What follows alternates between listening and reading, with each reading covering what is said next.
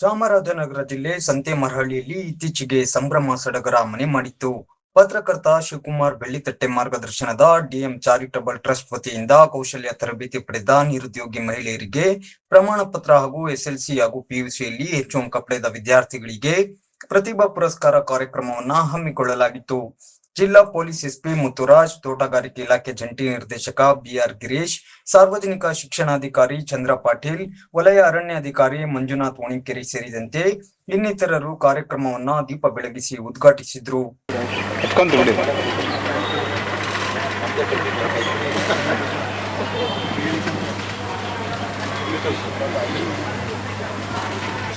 ಕಳೆದ 8 ವರ್ಷಗಳಿಂದ ಚಾಮರಾಜನಗರ ಜಿಲ್ಲೆಯ ಹಿಂದುಳಿದ ಗ್ರಾಮಗಳು, ಅದರಲ್ಲೂ ಪರಿಶಿಷ್ಟ ಜಾತಿ ವರ್ಗ, ಹಿಂದುಳಿದ ವರ್ಗ ಹಾಗೂ ಮೇಲ್ವರ್ಗದ ಜನಾಂಗಗಳ ಬಡವರನ್ನ ಹುಡುಕಿ ಅವರಿಗೆ ಸರ್ಕಾರದ ಸವಲತ್ತುಗಳನ್ನ ಕೊಡಿಸುವ ನಿಟ್ಟಿನಲ್ಲಿ ಜಾಗೃತಿ ಮೂಡಿಸುವುದು, ಆನ್ಲೈನ್ ಅರ್ಜಿಗಳನ್ನ ಹಾಕಿ ಮಾರ್ಗದರ್ಶನ ನೀಡುವ ಮೂಲಕ ಸಹಾಯ ಮಾಡುವುದು ಡಿಎಂ ಚಾರಿಟಬಲ್ ಟ್ರಸ್ಟ್ ನ ಮೂಲ ಉದ್ದೇಶವಾಗಿದ್ದು, ಸಂಸ್ಥೆಯಲ್ಲಿ ಕಂಪ್ಯೂಟರ್ ಹಾಗೂ ವಿವಿಧ ಕೌಶಲ್ಯಗಳ ತರಬೇತಿ ಪಡೆದ ಮಹಿಳೆಯರಿಗೆ ಪ್ರಮಾಣ ಪತ್ರ ವಿತರಣೆ ಮಾಡಿ ಎಸ್ಎಲ್ಸಿ ಮತ್ತು ಪಿಯುಸಿ ಪರೀಕ್ಷೆಯಲ್ಲಿ ಹೆಚ್ಚು ಅಂಕ ಪಡೆದ ವಿದ್ಯಾರ್ಥಿಗಳಿಗೆ ಪ್ರತಿಭಾ ಪುರಸ್ಕಾರ ನೀಡಿ ಬೆನ್ನು ತಟ್ಟಲಾಯಿತು.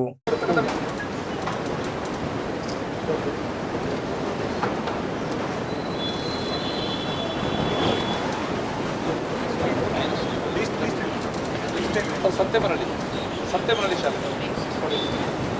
ಹಾಗೆ ಕುದೇರಿನ ಕಾಲೇಜಿನ ವಿದ್ಯಾರ್ಥಿಗಳು ಭಾಗ್ಯಲಕ್ಷ್ಮಿ ದಯಮಾಡಿ ವೇದಿಕೆಗೆ ಬರಬೇಕು.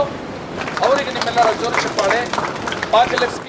ಈ ವೇಳೆ ಜಿಲ್ಲಾ ಪೊಲೀಸ್ ವರಿಷ್ಠಾಧಿಕಾರಿ ಮುತ್ತುರಾಜ್ ಸೇರಿ ಇನ್ನಿತರೆ ಗಣ್ಯರು ಮಾತನಾಡಿ, ನಿರುದ್ಯೋಗಿ ಮಹಿಳೆಯರಿಗೆ ಈ ತರಬೇತಿ ಮೂಲಕ ಉತ್ತಮ ಕೌಶಲ್ಯದಿಂದ ಮುಂದಿನ ಜೀವನ ಕಟ್ಟಿಕೊಳ್ಳುವಂತೆ ಸಲಹೆ ನೀಡಿ ವಿದ್ಯಾರ್ಥಿಗಳಿಗೆ ಕೆಲವು ಕಿವಿ ಮಾತುಗಳನ್ನ ಹೇಳಿದ್ರು. ಈ ಗ್ರಾಮೀಣ ಪ್ರದೇಶದಲ್ಲಿ ಸುಮಾರು ಈ ರೀತಿಯ ಒಂದು ಕೆಲಸವನ್ನ ಮಾಡ್ತಾ ಇದೆ.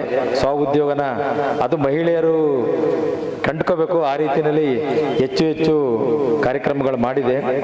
ಈ ದಿನ ಒಂದು ಹೊಲಿಗೆ ಯಂತ್ರ ಬಗ್ಗೆ ತರಬೇತಿ ಕಾರ್ಯಕ್ರಮನ ಮಾಡಿ ತಮಗೆ ಸರ್ಟಿಫಿಕೇಟ್ ಕೂಡ ಕೊಡ್ತಾ ಇದ್ದಾರೆ. ನಾನು ತಮಗೆ ಒಂದು ಮಾತು ಹೇಳಲಿಕ್ಕೆ ಇಷ್ಟಪಡ್ತೀನಿ. ಸರ್ಟಿಫಿಕೇಟ್ ಸಿಕ್ತು, ನೀವೇನೋ ಒಂದು ಬಂದಿನ ಕೋರ್ಸ್ ಮಾಡಿದ್ದೀರಾ, ಓಲಿ ನಿಮಗೆ ಒಂದು ಟೈಲರಿಂಗ್ ಮೆಷಿನ್ ಕೂಡ ಸಿಕ್ಕುತ್ತೆ, ಅಷ್ಟಕ್ಕೆ ನಿಮ್ಮ ಜೀವನ ಆಗುತ್ತೆ ಅಂತ ತಿಳ್ಕೊಬೇಡಿ.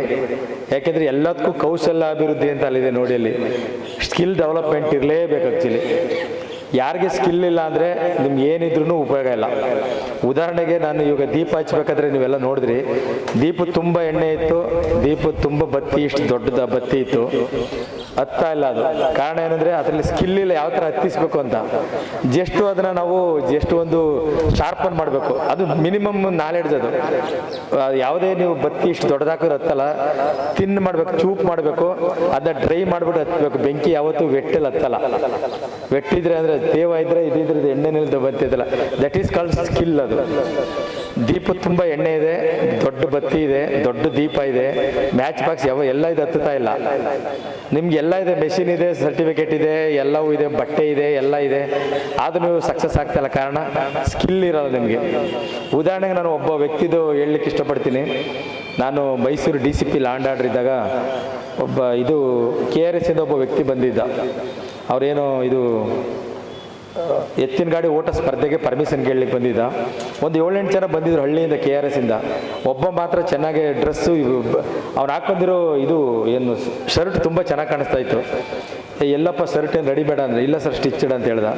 ಎಲ್ಲಿಂದ? ನಮ್ಮ KRS ಒಬ್ಬ ಕುಮಾರ್ ಅಂತ ಇದ್ದಾನೆ ಸರ್, ಅವನೇ ಮಾಡ್ತಾನೆ, ಒಂದು ಸಣ್ಣ ಅಂಗಡಿ ಇಟ್ಕೊಂಡಿದ್ದಾನೆ, ಗಂಡ ಹೆಂಡತಿ ಕೆಲಸ ಮಾಡ್ತಾರೆ ಅಂತ. ಚೆನ್ನಾಗಿ ಹೊಲಿದಾನೆ, ಕರ್ಕೊಬನ್ನಿ ಅಂದ್ಬಿಟ್ಟು ಅವ್ನಿಗೆ ಫೋನ್ ಮಾಡಿಬಿಟ್ಟು ನಮ್ಮ ಆಫೀಸಿಗೆ ನೆಕ್ಸ್ಟ್ ಡೇ ಬಂದ. ಅವತ್ತು ನಾನು ಸಿಕ್ಕಿಲ್ಲ ಪಾಪ, ಅವ್ನಿಗೆ ಎಷ್ಟು 2-3 ದಿನ ಕಾಯ್ಕೊಂಡಿದ್ದೆ ನನಗೆ. ಆಮೇಲೆ ನಂತರ ನಾನೊಂದು ಬಟ್ಟೆ ತಗೊಡ್ತೀನಿ ಹೊಲಿತೀಯ ಅಂತ ಹೇಳಿದೆ. ಅದು ಮಫ್ತಿ, ಅಂದರೆ ಯೂನಿಫಾರ್ಮ್ ಅಲ್ಲ. ಆಮೇಲೆ ಅಳತೆ ತಗೊಂಡೋದ ಸ್ಟಿಚ್ ತುಂಬ ಪರ್ಫೆಕ್ಟಾಗಿ, ತುಂಬ ಇಷ್ಟ ಆಯ್ತು ನನಗೆ. ಒಂದು ಕೆಲಸ ಮಾಡಿ ಯೂನಿಫಾರ್ಮ್ ಹೊಲಿತೀಯ ಅಂತ ಕೇಳಿದೆ ಅವನಿಗೆ. ಇಲ್ಲ ಸರ್ ನನಗೆಲ್ಲ ಗೊತ್ತಿಲ್ಲ ಅಂತ. ಟ್ರೈ ಮಾಡು, ಪ್ರಯತ್ನ ಮಾಡು, ನನ್ನದೇ ಒಂದು ಯೂನಿಫಾರ್ಮ್ ಕೊಡ್ತೀನಿ ಅಂತ. ನಾವು ಬೆಳಗಾಮಲ್ಲಿ ಬಟ್ಟೆ ಹೊಲಿಸ್ತಾ ಇದ್ದೀವಿ. ಬೆಳಗಾಂ ಯೂನಿಫಾರ್ಮು, ಬೆಳಗಾಂ ಇಲ್ಲಾಂದರೆ ಬೆಂಗಳೂರು. ಯೂನಿಫಾರ್ಮ್ ಸ್ಟಿಚಿಂಗ್ ಎಲ್ಲರಿಗೂ ಬರೋಲ್ಲ, ಅದು ತುಂಬ ಸ್ಕಿಲ್ ಬೇಕು. ಅದಕ್ಕೆ ಸ್ಕಿಲ್ಗೆ ಹೇಳ್ತೀನಿ, ನಾನು ಸ್ಕಿಲ್ಗೋಸ್ಕರ ಹೇಳ್ತಾ ಇರೋದು. ಅವನು ಆಯಿತು ಸರ್ ಕೊಡಿ, ಒಂದು ಹಳೇದೊಂದು ಯೂನಿಫಾರ್ಮ್ ಕೊಟ್ಟೆ. ಆಮೇಲೆ ಒಂದು ಯಾವುದೋ ಸುಮ್ಮನೆ ತುಂಬ ಕಾಸ್ಟ್ಲಿ ಇದೆಲ್ಲ, ತುಂಬ ಚೀಪಾಗಿರೋದೊಂದು ತಗೊಟ್ಟೆ ಬಟ್ಟೆನ. ಆಯಿತು ವೇಸ್ಟ್ ಆದರೂ ಪರವಾಗಿಲ್ಲ, ಟ್ರೈ ಮಾಡು ನೋಡೋಣ, ಒಳ್ಳೆ ಸ್ಕಿಲ್ ಇದೆ ನಿನಗೆ ಅಂತ. ಅವನು ನೋಡಿ ಒಂದು 15 ದಿನ ತಗೊಂಡ. ಅವನು ಹೆಂಡತಿ ಬಂದರು ನಮ್ಮ ಮನೆಗೆ. ಯೂನಿಫಾರ್ಮ್ ಹಾಕ್ಬಿಡ್ದೆ ತುಂಬ ಇಷ್ಟ ಆಯಿತು. ಸ್ವಲ್ಪ ಕರೆಕ್ಷನ್ಸ್ ಇತ್ತು. ಈ ಕರೆಕ್ಷನ್ ಮಾಡ್ಕೊಬಾ ಅಂತ ಹೇಳಿದೆ, ಕರೆಕ್ಷನ್ ಮಾಡ್ಕೊಂಡು ಬಂದ. ಚೆನ್ನಾಗಿರೋದೊಂದು ಬಟ್ಟೆ ಕೊಡಿಸ್ತೀನಿ ಹೊಲ್ಕೊಬಾ ಅಂತ ಹೇಳಿದೆ. ಚೆನ್ನಾಗಿರೋದೊಂದು ಕೊಡಿಸ್ದೆ, ತುಂಬಾ ಚೆನ್ನಾಗಿ ಸ್ಟಿಚ್ ಮಾಡ್ಕೊಂಡು ಬಂದ. ಮತ್ತು ಅವನಿಗೆ ನೋಡಿ ನಾನು ನಮ್ಮದು ಕ್ರೈಮ್ ಮೀಟಿಂಗಲ್ಲಿ ಸುಮಾರು ಒಂದು 150-200 ಜನ ಆಫೀಸರ್ಸು, DCPಗಳು, ಇನ್ಸ್ಪೆಕ್ಟ್ರು ಮತ್ತು ACPs ಎಲ್ಲ ಇದ್ದರು. ಮೀಟಿಂಗ್ ದಿನ ಕರೆದ್ಬಿಟ್ಟು ನೋಡಿ ನಾನು ಯೂನಿಫಾರ್ಮ್ ಹಾಕ್ಕೊಂಡಿದ್ದೆ ಅವತ್ತು, ಅದನ್ನು ಹಾಕ್ಕೊಂಡು ಹೋಗಿದ್ದೆ. ಈ ಯೂನಿಫಾರ್ಮ್ ಹೊಲ್ದಿರೋನು ಇವನೇನೆ KRS ಒಬ್ಬ ಒಂದು ಯಾವುದೋ ಹಳ್ಳಿನಲ್ಲಿ ಇದ್ದಾನೆ, ಚೆನ್ನಾಗಿ ಸ್ಟಿಚ್ ಮಾಡ್ತಾ ಇದ್ದಾನೆ, ಅವನು ತುಂಬ ಸ್ಕಿಲ್ ಇದೆ ಅವನಿಗೆ, ಎಲ್ಲದೂ ನೋಡಿ ಒಂದು ಕೊಡಿ ಅಂತೇಳಿ. ಅವ್ನಿಗೆ ಭಯ ಆಯಿತು. ಇಲ್ಲ ಸರಿ ಆಫೀಸರ್ಸ್ ಎಲ್ಲ ಬಟ್ಟೆ ನಾನು ಏನೋ ತಪ್ಪಾಗಬಾರ್ದು, ನಿನಗೆ ಏಕಾಗ್ರತೆ ಇದೆ ಚೆನ್ನಾಗಿ ಮತ್ತು ಸ್ಕಿಲ್ ಕೂಡ ಇದೆ, ಪ್ರಯತ್ನ ಮಾಡು ಅಂತೇಳಿ ಇದು ಅವನು ಒಂದು 4-5 ಜನ ಆಫೀಸರ್ಸ್ ಹೊಲ್ಕೊಟ್ಟ ಅವನ ಬಟ್ಟೆನ. ಇವತ್ತು ನಾನು ಹಾಕಿರೋ ಯೂನಿಫಾರ್ಮ್ ಕೂಡ ಅವನೇ ಹೊಲ್ದಿರೋ ಬಟ್ಟೆನೇ ಆ್ಯಕ್ಚುಲಿ. ಅವನು ಎಷ್ಟು ಬ್ಯುಸಿ ಇದ್ದಾನೆ ಅಂದರೆ ಅವನು ಅಲ್ಲಿಂದ ಶಿಫ್ಟ್ ಮಾಡ್ತಾನೆ ಮೈಸೂರಿಗೆ. ತಿಂಗಳಿಗೆ ಒಂದು 5-6 ಜನ ಇಟ್ಕೊಂಡಿದ್ದಾನೆ ಕೆಲಸಕ್ಕೆ. ಅವನು ಹೆಂಡತಿ ಕೆಲಸ ಮಾಡ್ತಾರೆ. ಮತ್ತು 2 ಲಕ್ಷ ರೂಪಾಯಿ ಮಿನಿಮಮ್ ಸಂಪಾದನೆ ಮಾಡ್ತಾನೆ ತಿಂಗಳಿಗೆ.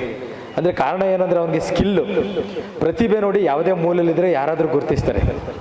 ಪ್ರತಿಭೆನ ಯಾರಾದರೂ ಗುರುತಿಸ್ಬೇಕು. ನಿಮ್ಗೇನು ಇಲ್ಲ, ನನ್ನ ಹತ್ರ ದೊಡ್ಡ ಮೆಷಿನ್ ಇದೆ, 20 ಜನ ಇಟ್ಕೊಂಡಿದ್ದೀನಿ, ಬಟ್ಟೆ ಹೊಲಿತಾ ಇದ್ದೀನಿ, ಯಾರು ಬರಲ್ಲ ಅಂದರೆ ಯಾರು ಬರಲ್ಲ. ಸ್ಕಿಲ್ ಇರಬೇಕು. ಎಲ್ಲಿವರೆಗೆ ನಿಮಗೆ ಕೌಶಲ್ಯಾಭಿವೃದ್ಧಿ ಇರಲ್ಲ, ನಾನು ದೀಪದ್ದು ಹೇಳಿದೆ, ಇದೊಂದು ಹೇಳಿದೆ, ಅಲ್ಲಿವರೆಗೆ ಯಾರೂ ನಿಮ್ಮನ್ನ ಬಂದು ಗುರುತಿಸಲ್ಲ. ನಿಮ್ಮ ಪ್ರತಿಭೆ ಇದ್ದರೆ ಸ್ಕಿಲ್, ಏಕಾಗ್ರತೆ ಬೇಕು. ಅವ್ನು ಕೇಳಿದೆ, ನೀನು ಯಾವ ಥರ ಹಳ್ಳಿಲಿದೆಯಾ, ನೀನು ಯಾವ ಥರ ನೀನು ಇಷ್ಟೊಂದು ಬಟ್ಟೆ ಚೆನ್ನಾಗಿ ಹೊಲಿತಾ ಇದೆಯಲ್ಲ, ಏನು ಕಾರಣ ಅಂತ. ಅವ್ನು ಹೇಳ್ತಾರೆ, ಸರ್ ನನ್ನ ಬಟ್ಟೆನ ಕಟ್ ಮಾಡಬೇಕಾದ್ರೆ ಮಗು ನಮ್ಮ ಸ್ಕಿನ್ ಕಟ್ ಮಾಡ್ಕೊಳ್ತಿಲ್ಲ, ಆ ಥರ ಸ್ಮೂತಾಗಿ ಕಟ್ ಮಾಡ್ತೀನಿ, ಒಂದು ದಾರನೂ ಎಕ್ಸ್ಟ್ರಾ ಕಟ್ ಮಾಡಬಾರ್ದು, ಆ ಥರ ನಾನು ಬಟ್ಟೆ ಸ್ಟಿಚ್ ಮಾಡಬೇಕಾದ್ರೆ ನಮಗೆ ಎಲ್ಲಿ ಮಗುಗೆ ನಾವು ಇದು ಮಾಡ್ತೀವಲ್ಲ, ಅಂದರೆ ಜೋರಾಗಿ ಹೊಡೆದ್ರೂ ಕೂಡ ಪೆಟ್ಟಾಗುತ್ತಲ್ಲ, ಆ ಥರ ನಾನು ಮಗು ಥರ ತಿಳ್ಕೊಂಡು ಅದಕ್ಕೆ ನೋವಾಗುತ್ತೆ ಅನ್ನೋ ಥರ ಮಾಡ್ತೀನಿ ಸರ್ ಅಂತ. ದಟ್ ಈಸ್ ಕಾಲ್ಡ್ ಅವ್ರದ್ದು ಇದು, ಅವನ್ನ ವೃತ್ತಿಪರತೆ ಅಂತೀವಿ. ಅದನ್ನ ವೃತ್ತಿಪರತೆ ಅಂತೀವಿ. ಎಲ್ಲಿ ವೃತ್ತಿಪರತೆ ನೀವು ಮಾಡೋ ಕೆಲಸದಲ್ಲಿ ಯಾವುದೋ ಏನೋ ಒಂದು ಬಟ್ಟೆ ಕೊಟ್ಟಿದ್ದೀನೋ ಹಾಕಿ ಬಟ್ಟೆದು ಹೇಳ್ತಾ ಇದ್ದೀನಿ, ಯಾಕೆ ನೀವು ಹೊಲಿಗೆ ಯಂತ್ರದ್ದು ಮಾಡ್ತಾ ಇದ್ದೀರಲ್ವ, ಯಾವುದೋ ಒಂದು ಬಟ್ಟೆ ಕಳಿದ್ದೀನಿ ಏನೋ ಒಳಗಡೆ ಕಾಣಿಸ್ಬಾರ್ದು, ಆ ಥರ ಮಾಡಿ ಸ್ಟಿಚ್ ಮಾಡಿ ಕಳಿಸ್ಬೋಣ ಏನೋ ಅಂತೇಳಿ. ನೋಡ್ರಿ, ಎಲ್ಲಿವರೆಗೆ ಕ್ವಾಂಟಿಟಿ ಕೊಡ್ಬೋದು ನೀವು, ಕ್ವಾಲಿಟಿ ಎಲ್ಲಿವರೆಗೂ ಕೊಡ್ತೀರ ಅಲ್ಲಿವರೆಗೂ ನೀವು ಇದಾಗಲ್ಲ, ಅಂದರೆ ಬೆಳವಣಿಗೆ ಆಗಲ್ಲ. ಅದಕ್ಕೋಸ್ಕರ ಬೆಳವಣಿಗೆ ಆಗಬೇಕು ಅಂದರೆ ಏಕಾಗ್ರತೆ ಇರಬೇಕು, ವೃತ್ತಿಪರತೆ ಇರಬೇಕು, ಎಲ್ಲದಕ್ಕಿಂತ ಮುಖ್ಯ ಕೌಶಲ್ಯ ಇರಬೇಕು. ಅದಕ್ಕೋಸ್ಕರ ತಾವು ಗ್ರಾಮೀಣದ ಅದನ್ನು ಒಳ್ಳೆಯದಕ್ಕೆ ಬಳಸ್ಕೋಬೇಕು ಹೊರತು ರೀಲ್ಸ್ ನೋಡೋದಕ್ಕೆ, ಸಿನಿಮಾಗಳು ನೋಡಲಿಕ್ಕೆ, ಮತ್ತು ಚಾಟ್ಸ್ ಮಾಡೋಕ್ಕೆ, ವಾಟ್ಸಪ್ ಮಾಡೋಕ್ಕೆ ಇದಕ್ಕಷ್ಟೇ ಸೀಮಿತ ಆಗಬಾರ್ದು. ಮೊಬೈಲ್ಗಳನ್ನು ಸರಿಯಾದ ರೀತಿಯಲ್ಲಿ ಬಳಸ್ಕೊಂಡು ನಮ್ಮ ಲೈಫನ್ನು ನಾವು ಬೆಳೆಸ್ಕೊಳ್ಳೋಕ್ಕೆ ಅದನ್ನು ಬಳಸ್ಕೋಬೇಕಾಗಿದೆ. ಮತ್ತು ವಿಶೇಷವಾಗಿ ಎಲ್ಲ ಮಕ್ಕಳಿಗೂ ಹೇಳೋದು, ದಯಮಾಡಿ ನಮ್ಮ ಚಾಮರಾಜನಗರ ಇಡೀ ಜಿಲ್ಲೆ ಸುತ್ತಾಡಿ ನಮ್ಮ ಮಕ್ಕಳದು ಸ್ಕೂಲ್ಗಳಲ್ಲಿ ನೋಡಿದಾಗ ಬಹುತೇಕ ಮಕ್ಕಳು ಕನಸೇನೆಂದರೆ ನಾನು ಚಾಮರಾಜನಗರ ಜಿಲ್ಲೆ ಒಳಗೆ ಇರಬೇಕು ಅಂತ. ಅವರು ಚಾಮರಾಜನಗರ ಬಿಟ್ಟು ಆಚೆ ಹೋಗಕ್ಕೆ ರೆಡಿ ಇಲ್ಲ. ಯಾಕಂದರೆ ಅವ್ರಿಗೆ ಮುಖ್ಯವಾಗಿ ಕಮ್ಯುನಿಕೇಷನ್ ಇರಲ್ಲ, ಇಂಗ್ಲೀಷ್ದು ಹಿಂದಿ ಅದು ಲ್ಯಾಂಗ್ವೇಜ್ದು ಸಮಸ್ಯೆ ಇದೆ.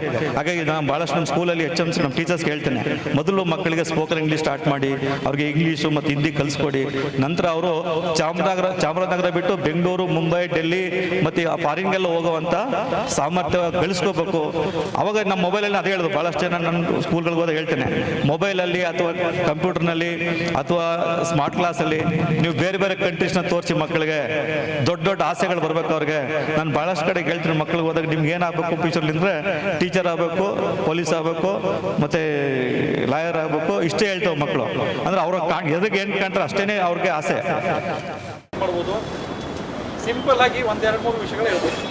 ಒಂದನೇದು, ಈಗ ಮಾವಿನ ಹಣ್ಣು ಮತ್ತು ಹಲಸಿನ ಸೀಸನ್ ಅಲ್ವಾ, ಸೊ ನೀವೆಲ್ಲರೂ ಏನು ಮಾಡಬೇಕು ಅಂತಂದರೆ ಒಂದು ದೊಡ್ಡ ಹಲಸಿನ ತಗೋಬೇಕು, ಮನೆಯವರೆಲ್ಲರೂ ಕುತ್ಕೊಂಡ್ಬಿಟ್ಟು ಹಲಸಿನಿಗೆ ಒಂದು ಸ್ವಲ್ಪ ಜೇನು ಹಾಕೊಂಡು ಹಲಸಿನೆಲ್ಲ ತಿನ್ಕೊಂಬಿಟ್ಟು ಆ ಬೀಜ ಬರುತ್ತಲ್ಲ, ಬೀಜಗಳನ್ನ ನಿಮ್ಮ ಏನೋ ಜಮೀನು ತೆವರಿ ಮೇಲೆ, ಮನೆ ಎತ್ತದ ಜಾಗ ಇದ್ರೆ ಮನೆ ಎತ್ತಲ್ಲಿ, ಸ್ಕೂಲಲ್ಲಿ ಎಲ್ಲೆಲ್ಲಾಗುತ್ತೆ ಅಲ್ಲಲ್ಲಿ ಹಲಸಿನ ಬೀಜ ತಗೊಂಡು ಜಸ್ಟ್ ಒಂದು ಸ್ವಲ್ಪ ಮಣ್ಣಿಗೆ ಬಿಟ್ಟು ಒಂದು ಸ್ವಲ್ಪ ಊರ್ಬಿಟ್ಟು ಸಾಧ್ಯವಾದಾಗೆ ವಾರಕ್ಕೊಮ್ಮೆ, ವಾರಕ್ಕೆ 2 ದಿನ ನೀರು ಹಾಕಿಬಿಟ್ರೆ ಹಲಸಿನ ತುಂಬ ಚೆನ್ನಾಗಿ ಬಂದ್ಬಿಡುತ್ತೆ.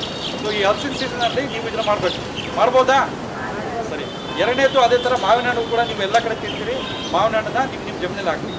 ಮೂರನೇದು, ಈಗ ಒಂದು ಅಭಿಯಾನ ಸ್ಟಾರ್ಟ್ ಮಾಡಿದ್ದಾರೆ ಇಡೀ ದೇಶದಲ್ಲಿ, ತಾಯಿ ಹೆಸರಿನಲ್ಲಿ ಒಂದು ಗಿಡ ಅಂತ ಅಂದ್ಬಿಟ್ಟು.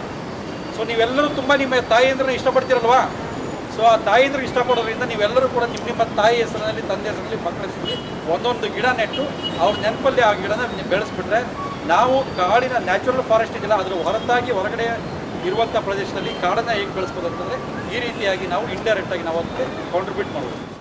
ಕೂಲಿ ಅವಲಂಬಿಸುವ ಹೆಣ್ಣು ಮಕ್ಕಳ ಸಂಖ್ಯೆ ಹೆಚ್ಚಾಗುತ್ತಿರುವುದನ್ನ ತಿಳಿದು ಮಹಿಳೆಯರಿಗೆ ಉಚಿತ ಟೈಲರಿಂಗ್ ತರಬೇತಿ ಹಾಗೂ ಅವರಿಗೆ ಸರ್ಕಾರದಿಂದ ಸಹಾಯಧನ ಕೊಡಿಸುವ ಕಾರ್ಯಕ್ರಮಗಳನ್ನ ಹಾಕಿಕೊಂಡಿದ್ದು, ಶಾಲಾ ಬಿಡುವಿನ ಸಮಯದಲ್ಲಿ ಮಕ್ಕಳ ಕೌಶಲ್ಯ ವೃದ್ಧಿಸುವ ನಿಟ್ಟಿನಲ್ಲಿ ಬೇಸಿಗೆ ಶಿಬಿರ ಮತ್ತು ದಸರಾ ಮಕ್ಕಳ ಶಿಬಿರಗಳನ್ನ ನಡೆಸುತ್ತಾ ಅವರಿಗೆ ಕಂಪ್ಯೂಟರ್ ತರಬೇತಿ, ಇಂಗ್ಲಿಷ್ ಸ್ಪೀಕಿಂಗ್ ತರಬೇತಿ ಮತ್ತು ಮಾತನಾಡುವ ಕಲೆ, ನಾಯಕತ್ವ ಗುಣ ವೃದ್ಧಿಸುವ ತರಬೇತಿಗಳು ಮತ್ತು ವಿಜ್ಞಾನ ಮತ್ತು ಗಣಿತ ಕುರಿತ ಅರಿವಿನ ಕಾರ್ಯಕ್ರಮಗಳನ್ನ ನಡೆಸಲಾಗ್ತಾ ಇದೆ. ಸಂಸ್ಥೆಯು ಸರ್ಕಾರದ ಇಲಾಖೆಗಳಲ್ಲಿ ಸಿಗುವ ಕೌಶಲ್ಯ ತರಬೇತಿಗಳನ್ನ ಮತ್ತು ಸೌಲಭ್ಯಗಳು, ಅದರಿಂದ ಜನ ಹೇಗೆ ಪ್ರಯೋಜನ ಪಡೆಯಬೇಕು ಎನ್ನುವ ವಿಷಯಗಳನ್ನ ಕುರಿತು ಸಂಬಂಧಿಸಿದ ಅಧಿಕಾರಿಗಳನ್ನ ಕರೆಸಿ ಅರಿವು ಕಾರ್ಯಕ್ರಮಗಳನ್ನ ಕೂಡ ನಡೆಸುತ್ತಾ ಬಂದಿದೆ. ನಾನು ಶಿವಕುಮಾರ್ ಬೆಳ್ಳಿತಟ್ಟೆ ಅಂತ, DM ಚಾರಿಟಬಲ್ ಟ್ರಸ್ಟ್ ಈ ಒಂದು ಸಂಸ್ಥೆ ನಾವು 8 ವರ್ಷಗಳ ಹಿಂದೆ ಶುರು ಮಾಡಿದ್ದು. ಯಾಕೆಂದರೆ ಈ ಚಾಮರಾಜನಗರ ಜಿಲ್ಲೆ, ಹಿಂದುಳಿದ ಜಿಲ್ಲೆಯಲ್ಲಿ ತುಂಬ ಜನ ನಿರುದ್ಯೋಗಿಗಳು. ಅದು ಯಾವ ಥರ ನಿರುದ್ಯೋಗಿಗಳೆಂದರೆ ವಿದ್ಯಾಭ್ಯಾಸವನ್ನು ಅರ್ಧಕ್ಕೆ ನಿಲ್ಲಿಸ್ತಾರ ಸಂಖ್ಯೆ ಜಾಸ್ತಿ ಇಲ್ಲಿ. ಮತ್ತು ಇಲ್ಲಿ ಸರ್ಕಾರ ಸವಲತ್ತುಗಳ ಬಗ್ಗೆ ಅರಿವು ಕೂಡ ಕಡಿಮೆ ಇಲ್ಲಿ ಜನಕ್ಕೆ. ಎಲ್ಲ ಇದು ತೊಗೊಳಕ್ಕಾಗಲ್ಲ. ಆಮೇಲೆ ಇಲ್ಲಿ ಏನೋ ಅವಕಾಶಗಳಿಂದ ಗೊತ್ತಿಲ್ಲ. ಅದು ತುಂಬ ಒಳ್ಳೆಯ ಜನ, ತುಂಬ ಶ್ರಮಜೀವಿಗಳು ಕೆಲಸ ಮಾಡೋರು. ಇವುಗಳಿಗೆಲ್ಲ ಒಂದು ಏನಾಗಿದೆ, ಅವರ ಮಾನವ ಸಂಪನ್ಮೂಲ ವೇಸ್ಟ್ ಆಗ್ತಾ ಇತ್ತು, ಕೌಶಲ್ಯ ಇಲ್ಲದೆ. ಅವ್ರಿಗೊಂದು ಕೌಶಲ್ಯ ಕೊಟ್ಟರೆ, ಒಂದು ಸ್ಕಿಲ್ ಕೊಟ್ಟರೆ ಅವ್ರನ್ನ ಒಳ್ಳೆ ರೀತಿ ಬಳಸ್ಕೋಬೋದು ಅನ್ನೋ ನಿಟ್ಟಿನಲ್ಲಿ ಒಂದು ಯೋಚನೆ ಮಾಡಿದೆ. ಹಾಗಾಗಿ ಒಂದು 8 ವರ್ಷಗಳ ಹಿಂದೆ ಒಂದು ಟ್ರೈನಿಂಗ್ ಸೆಂಟರ್ ಶುರು ಮಾಡಿದ್ವಿ. ನಾವು ಟ್ರೈನಿಂಗ್ ಸೆಂಟರ್ ಯಾರ ಹೆಸರು ಶುರು ಮಾಡಬೇಕು ಅಂತ ಹೇಳಿದಾಗ ನಮ್ಮ ತಂದೆ